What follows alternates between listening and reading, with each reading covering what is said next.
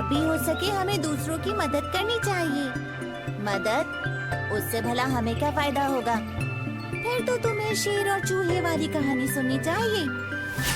जंगल में उस दिन एक शांत और अच्छी दोपहर थी। एक लायन खाना खाने के बाद अपनी गुफा के बाहर बड़े आराम से सो रहा था। तभी एक माउस खेलता हुआ वहाँ आया। वो खाने की तलाश में था। हमेशा की तरह वो लायन की गुफा के पास खाना ढूंढ रहा था। जैसे जैसे समय बीता, शाम हो गई और अंधेरा हो गया। माउस दिन भर खाने पीने और खेलने के बाद अपने घर वापस जा रहा था। वो अपने आप में खोया हुआ था और लायन की गुफा से निकलते हुए गलती से वो सो रहे लायन के ऊपर चला गया। लायन की नींद खुली और उसने माउस को अपने पंजों में जकड़ लिया।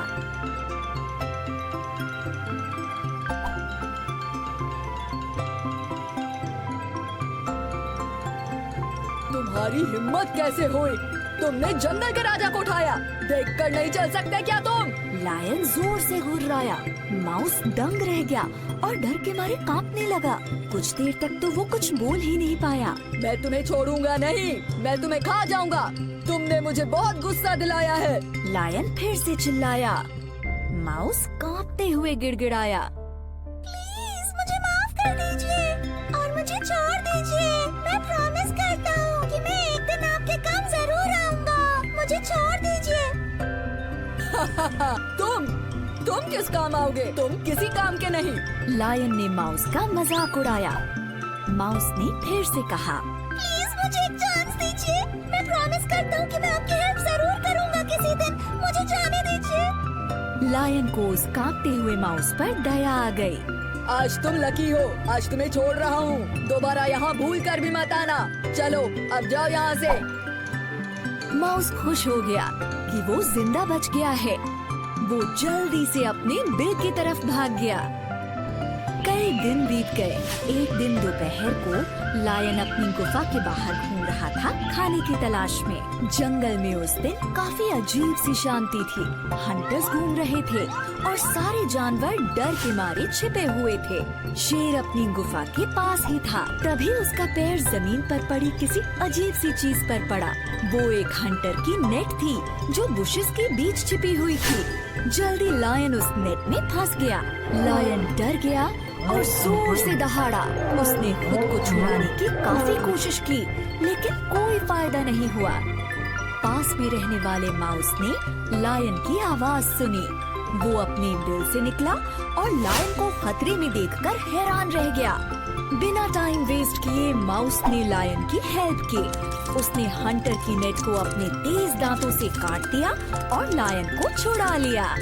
लायन ये सब देखता ही रह गया कि कैसे एक छोटे से माउस ने उसकी जान बचाई। उसने कहा, थैंक यू मेरी जान बचाने के लिए। माउस ने कहा, क्या आपको याद है आपने उस दिन मुझे छोड़ दिया था? अब आपकी हेल्प करने की मेरी बारी थी। ये सुनकर शेर की आंखों में आंसू आ गए। किसी की मदद करने से कोई नुकसान नहीं होता, बल्कि इससे हम अच्छे इंसान बनते हैं। देखो हमें एक क्यूट लिटिल फ्रेंड मिल गया है।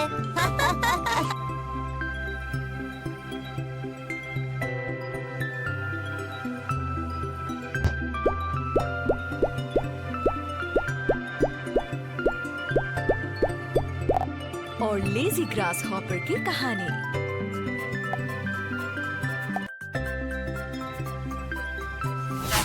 There's no doubt the tortoise will lose. Before the race started, his friends advised the tortoise, better accept defeat gracefully before you are humiliated. But the tortoise did not. चलो खेलने चलते हैं। Oh no, मैं खेल नहीं सकता। मुझे तो अभी अपना होमवर्क भी पूरा करना है। तो तुमने फिर से अपना सारा टाइम वेस्ट कर दिया। ये खेलने का टाइम है और अभी तक तुमने अपना होमवर्क भी नहीं किया। लेकिन मैं भी खेलना और टीवी देखना चाहता हूँ। मैं सारा दिन ऐसे ही होमवर्क नहीं कर सकता। फिर तो तुम्हें अपना टाइम मैनेज करना सीखना होगा और सही टाइम पर सही काम करना होगा। तुम्हारे कहने का क्या मतलब है? सही टाइम पर सही काम कैसे किया जाता है? टेंशन मत लो, मैं बताता हूँ मिंजू। ध्यान से सुनो, टाइम मैनेज करने का मतलब है जिस काम का जो टाइम है उसे उसी टाइम पर करो। मैं अभी नहीं समझा मीनू। सुनो, चींटी और आलसी ग्रास हॉपर की ये इंटरेस्टिंग कहानी।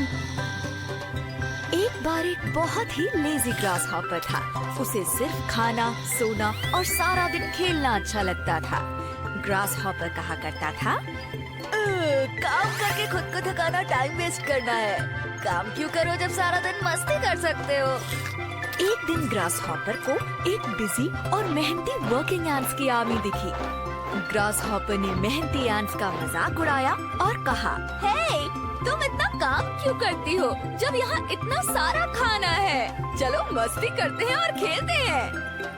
एंट्स की कमांडर ने जवाब दिया, हम एंट्स सही टाइम पर सही काम करती हैं। हमें विंटर स्टार्ट होने से पहले खाना इकट्ठा करना होगा। उसके बाद हम खा सकते हैं और खेल सकते हैं। लेकिन अभी नहीं, अभी काम करने का टाइम है। ग्रास हॉपर हंसा और बोला, तुम तो बहुत बेवकूफ हो। इतना सारा खाना है यहाँ और अभी तो विंटर स्टार्ट होने में काफी टाइम है। एंट ने कहा, तुम देखना, जब विंटर आ जाएगी हम सब परेशान होंगे अगर अभी हमने अपना टाइम मैनेज नहीं किया तो। चलो अब मैं काम करती हूँ। लेकिन ग्रास हॉपर ने तो सिर्फ खाया, पिया और आराम किया। जल्दी ही सर्दियाँ आ गई।